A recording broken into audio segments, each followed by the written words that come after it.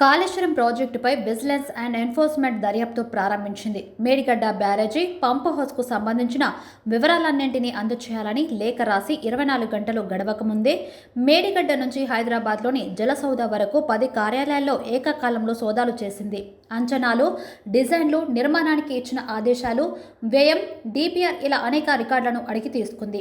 Vigilance అధికారుల బృందాలు ఆయా కార్యాలయాలకు వెళ్లి తొలుత ఇంజనీర్లు, అధికారుల ఫోన్లు స్వాధీనం చేసుకున్నాయి. ఎవరిని కార్యాలయాల నుంచి బయటకు వెళ్లకుండా ఆపేసిన అధికారులు అవసరమైన రికార్డులను స్వాధీనం చేసుకున్నారు.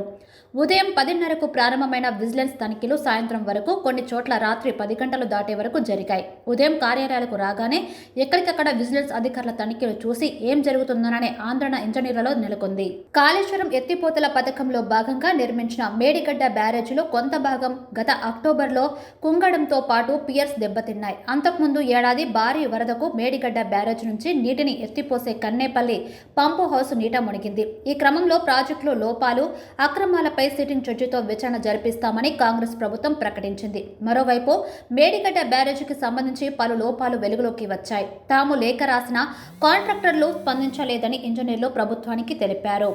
ఒప్పందం ప్రకారం డిఫెక్టివ్ లయబిలిటీ పీరియడ్ పూర్తి కావడంతో పునరుద్ధరణ బాధ్యత తమది కాదని కాంట్రాక్టర్ సంస్థ L&T పేర్కొనగా, సంస్థదే బాధ్యతని ఇంజనీర్లు నివేదించారు. ఈ నేపథ్యంలో ఇందులో అనేక లోపాలు ఉన్నట్లు గుర్తించిన ప్రభుత్వం విజిలెన్స్తోనూ తనిఖీ చేయించాలని నిర్ణయించినట్లు తెలిసింది. ఇందులో భాగంగా రికార్డుల కోసం 9వ తేదీన కార్యాలయానికి వస్తామని రామగుండం ఇరిగేషన్ సర్కిల్ సూపరింటెండెంట్ ఇంజనీర్కు విజిలెన్స్ విభాగం ఎస్పీ శివకుమార్ లేఖ రాశారు. మేడిగడ్డ బ్యారేజీతో పాటు కన్నేపల్లి పంపు హౌస్కు సంబంధించిన రికార్డులను కూడా విజిలెన్స్ బృందం స్వాధీనం చేసుకుంది.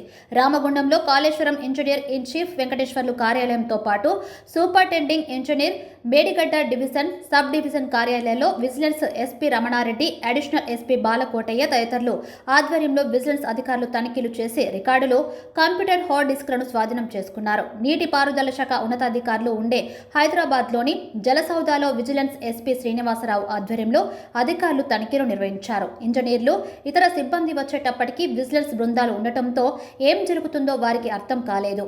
ఇంజనీరింగ్ ఇన్ చీఫ్ మురళీధర్ కార్యాలయం, central design organisation quality control, operation and maintenance కార్యాలయంలో రికార్డులను విజిలెన్స్ అధికారులు తనిఖీ చేశారు. మేడిగడ్డ బ్యారేజీ, కన్నేపల్లి పంపు హౌస్ రికార్డులను తమ వెంట తీసుకెళ్లారు. కాళేశ్వరం మరో ఇంజనీర్ ఇన్ చీఫ్ హరిరామ్ కార్యాలయానికి వెళ్లి డిపిఆర్ను తీసుకున్నారు.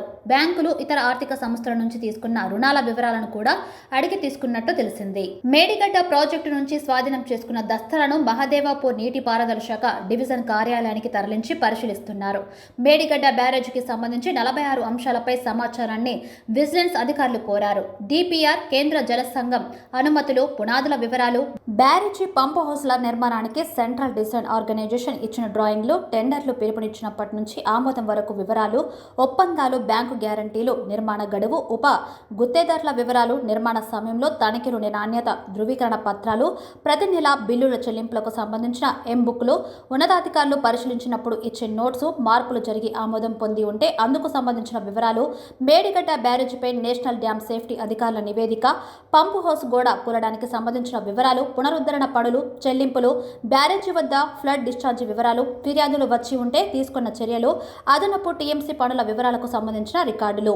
ఈ నేపథ్యంలో కాళేశ్వరం ఎత్తిపోతల పథకంపై న్యాయ విచారణ జరిపిస్తామని ప్రకటించిన ప్రభుత్వం ఇందుకోసం సిట్టింగ్ జడ్జిని కేటాయించాలని హైకోర్టు ప్రధాన న్యాయమూర్తిని కోరింది. ఈ మేరకు ముఖ్యమంత్రి రేవంత్ రెడ్డి ప్రధాన న్యాయమూర్తికి లేఖ రాశారని నీటిపారుదల శాఖ మంత్రి ఉత్తమ్ కుమార్ రెడ్డి తెలిపారు. మేడిగడ్డ బ్యారేజీ పిల్లర్లు కుంగడంపై విజిలెన్స్ విచారణకు ప్రభుత్వం ఆదేశించిందని, ఈ అంశాన్ని ప్రభుత్వం చాలా తీవ్రంగా పరిగణిస్తుందని ఓ ప్రకటనలో తెలిపారు.